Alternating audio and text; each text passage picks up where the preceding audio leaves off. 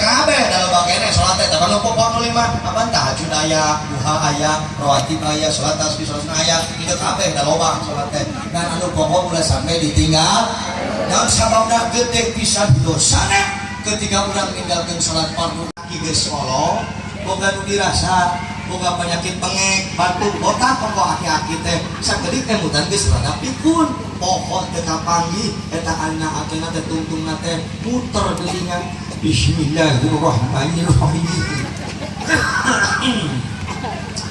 Inna a'tainakal kautsar fasholli li rabbika wanhar. Inna a'tainakal kautsar fasholli li rabbika wanhar. Inna a'tainakal kautsar fasholli li rabbika wanhar. Inna hari junate aja kan nah tangges angges gimana siaptar kita siaptar siaptar tinggalin inna syani akan dan sunnah insyaallah memiliki nilai ibadah di sisi Allah subhanahu wa ta'ala sebagai daripada ajaran agama Islam dengan akidah ahlus sunnah wal jamaah an-nahdiyah. Yang kedua, Allah memilih baginda Nabi satu-satunya Nabi sekaligus Rasul yang diisrokan dan dimi'rajkan tujuannya adalah untuk menghibur hati baginda Nabi sekaligus memperlihatkan min ayatina daripada tanda-tanda kekuasaan Allah sekaligus dalam rangka menyampaikan syariat yang utama dalam agama Allah yakni sholat fardu 5 waktu.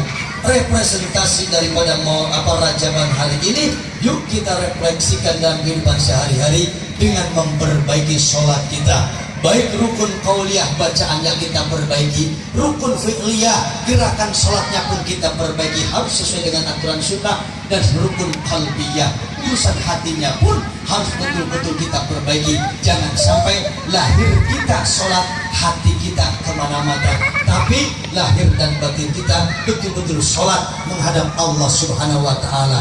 Jika sholatnya sudah demikian, maka sholat tersebut akan menjadi perisai, akan menjadi tamen tanha anil fahsya'i wal munkar, jadi pencegah dirinya dari perbuatan keji dan munkar.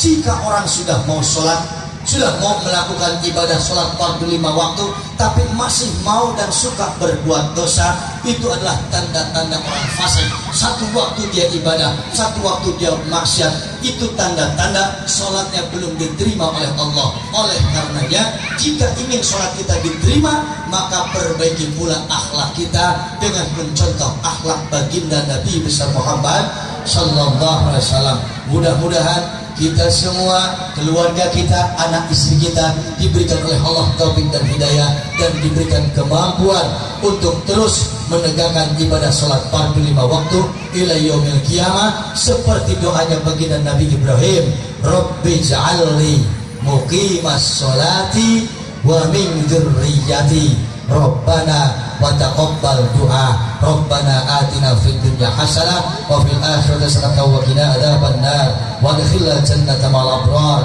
ya aziz ya ghaffar ya Allah ya rabbal alamin.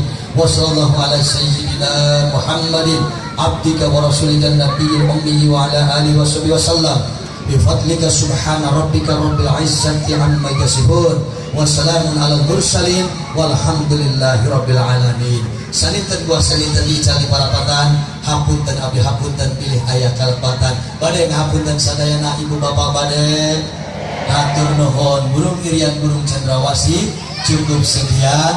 Terima kasih. Buah tomat buah peteuy tamat batu jajar kebon peteuy lapar akhirul kalam wallahul muwafiq ila aqwamit thoriq. Wassalamualaikum warahmatullahi wabarakatuh.